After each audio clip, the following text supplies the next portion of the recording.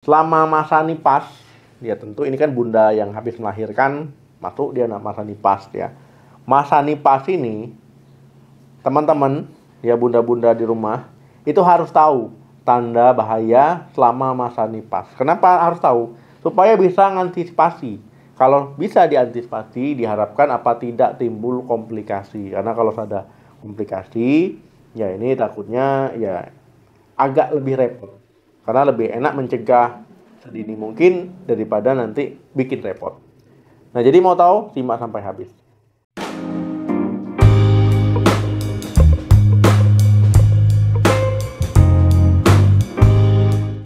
Halo, assalamualaikum warahmatullahi wabarakatuh. Nipas merupakan masa sejak melahirkan sampai dengan tubuh pulih, ya tubuh ibu hamil tadi ya, bukan tubuh suaminya, tubuh ibu hamil. Nah, ini pulihnya apa? Pulih tubuh dan juga organ-organ reproduksi. Ya, karena kan habis melahirkan, rahim yang tadinya membesar, kemudian ya keluar bayinya, dia akan bertahap kembali ke ukuran semula. Begitu juga misalkan lahiran normal, itu jalan lahir ya pasti ada lecet-lecetnya, ada sobek-sobeknya kalau seandainya ada robekan ya di jalan lahir. Ataupun robekan yang sengaja dibuat. Nah, begitu juga dengan operasi sesar. Itu juga ada masa nipasnya, bukan lahir normal saja ya. Masa nipas ini baik normal, baik sesar itu tetap ada. Ya luka jahitannya, kemudian juga proses penyembuhannya, luka sayatan tadi. Nah, masa nipas biasanya berlangsung sekitar kurang lebih 6 minggu, ya, 6 minggu. Atau 40 kurang lebih setelah melahirkan ataupun pasca melahirkan. Nah, untuk tanda bahayanya yang pertama adalah sakit kepala hebat. Nah, jadi pada minggu pertama karena perubahan hormon, kemudian stres, kemudian kelelahan bisa jadi sakit kepala. Kepalanya bisa ringan sakitnya, ya bisa migrain. Nah, bisa juga kalau seandainya berat. Nah, kalau berat, ya ini harus hati-hati ya, apalagi sampai tidak tertahankan. Jangan ragu ya untuk konsultasi ke dokter, apalagi kalau disertai dengan pandangannya kabur, kemudian kakinya bengkak misalkan, tangannya bengkak atau wajahnya bengkak, kemudian berkeringat berlebihan, bahkan bisa mual sampai muntah. Nah, ini kan tanda bahaya. Yang kedua, payudara bengkak. Normalnya memang karena peningkatan aliran darah, ada produksi ASI, ya air susu ibu, ini akan membuat payudara membesar karena dia ada ASI-nya, jadi penuh ya. Masalahnya kalau seandainya dedeknya nggak disusui, ini ASI ini bisa mampet. Jalurnya itu bisa mampet. Kalau mampet, ini bisa bikin meradang, bengkak, bisa bikin kemerahan, bisa bikin sakit, nyeri, ya bisa bikin demam, bisa bikin mual, menggigil, sakit kepala. Intinya dia peradangan. Nah, peradangan ini disebut dengan mastitis ya. Jadi teman-teman, kalau mengalami hal ini, ya tentu ini harus segera ditangani karena bisa nanti ya resiko pada kesehatannya. Yang ketiga, misfi bengkak. Ketika misfi mengalami pembengkakan, bahkan sampai abses. Abses ini sebutan untuk timbul nanah ya, bernanah. Nah, jadi teman-teman, ini bisa saja dialami ibu setelah melahirkan ya. Setelah melahirkan normal, misalkan ada luka jahitan, bisa saja nanti mengalami infeksi, kemudian abses ya dan nanahnya. Kondisi ini jangan disepelekan, ya bisa berbahaya. Yang keempat, luka operasi infeksi.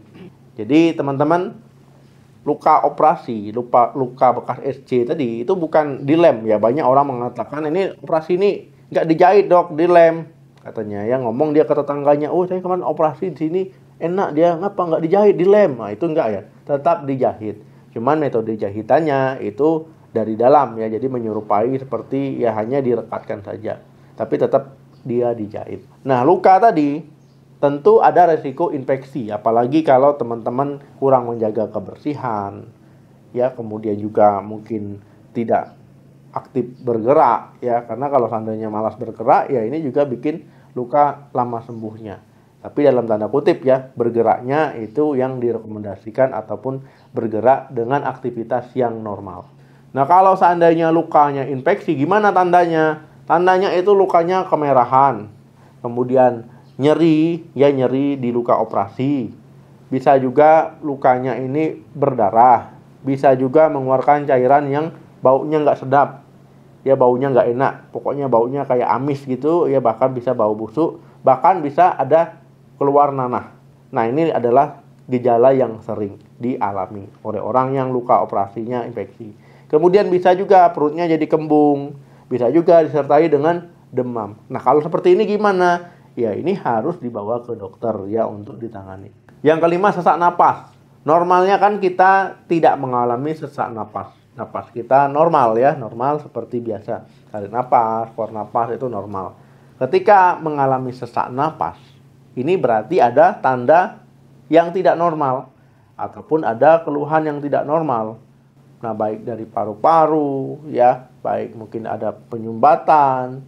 Nah, ini tentu harus dicek kira-kira sebabnya kenapa kok bisa sesak napas. Sebelumnya nggak sesak napas. Nah, artinya kan ini tubuh kita tidak normal, makanya perlu dicari tahu dan juga diobati. Yang keenam, gangguan mood. Ya, sebenarnya gangguan mood ini asal dia masih normal, tidak mengganggu, nggak apa-apa ya. Tapi kalau sudah mengganggu aktivitas, ini yang jadi problem. Karena gangguan mood ini bisa terjadi karena apa? Karena perubahan fisik ya, dari tadinya mengandung, bayinya keluar, ya dari tadinya belum jadi ibu ya sekarang jadi ibu, belum lagi hormonal ya, belum lagi mau ngurus anaknya, jadi bisa stres ya, bisa stres. Nah ini bisa depresi ya, depresi postpartum, bisa baby blues.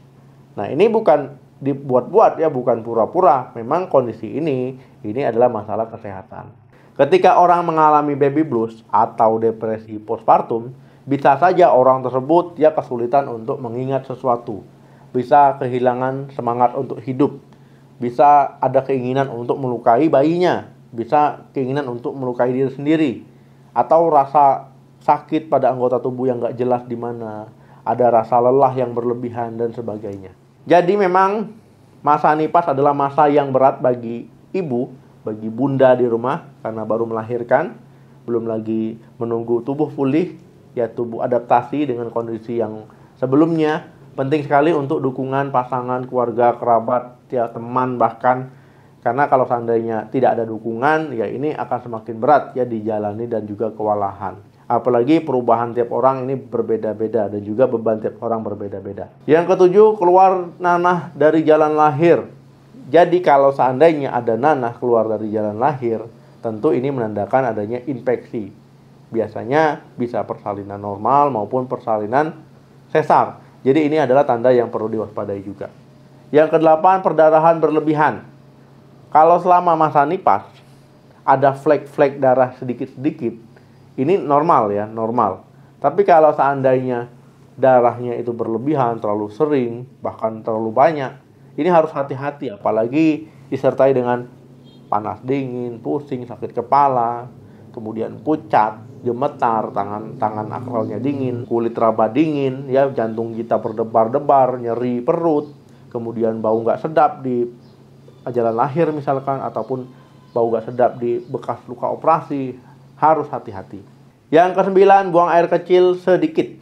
Kalau seandainya haus terus, tiba-tiba minum, sudah minum udah cukup, udah banyak rasanya, tapi air pipisnya ini sedikit, ini hati-hati. Ya hati-hati, harus diperiksakan, apalagi disertai dengan tangannya bengkak, kakinya bengkak ya.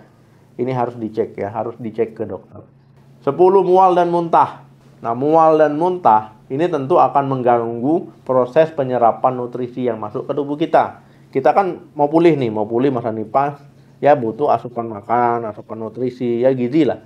Kalau seandainya kita makan mual, kita makan bahkan muntah, kan nggak ada yang masuk ya. Ini tanda bahaya juga. Apalagi kalau seandainya teman-teman ya sampai lemas, sampai dehidrasi. Nah ini tanda bahaya. 11, tekanan darah tinggi. Jadi sebenarnya tekanan darah tinggi ini baik yang tidak melahirkan, yang habis melahirkan, ataupun ya orang pada umumnya harus normal ya. Jadi nggak ada alasan, saya karena baru melahirkan wajar tinggi, saya kan udah tua tinggi wajar. Itu enggak ya. Jadi jangan menormalisasi, bahasa kerennya sekarang, itu sesuatu yang tidak normal. Ataupun sesuatu yang umum tidak normal itu dianggap wajar. Enggak ya. Namanya tekanan darah tinggi, misalkan di atas 140 ataupun 140, ya itu udah tinggi ya. Jadi itu perlu dilakukan penanganan. Karena apa? Karena beresiko nanti jantungnya bermasalah, ginjalnya nanti bisa rusak ya, bisa stroke. Jadi harus hati-hati. Sesuatu yang tidak normal jangan dibiarkan. Saya takut, Dok, nanti kalau seandainya ke dokter dikasih ini, dijelasin itu, nggak apa-apa. Lebih baik taunya sedini mungkin supaya diobati. Nanti daripada taunya nanti tiba-tiba sakit, lemas, tiba-tiba dicek gagal ginjal, kan repot. Jadi lebih baik dideteksi secara dini. Oke teman-teman, terima kasih yang sudah nonton sampai habis. Jangan lupa di like, di share, di subscribe channel ini. Mau bahas apa lagi di video saya selanjutnya? Komen saja di video ini. Salam sehat, sampai jumpa.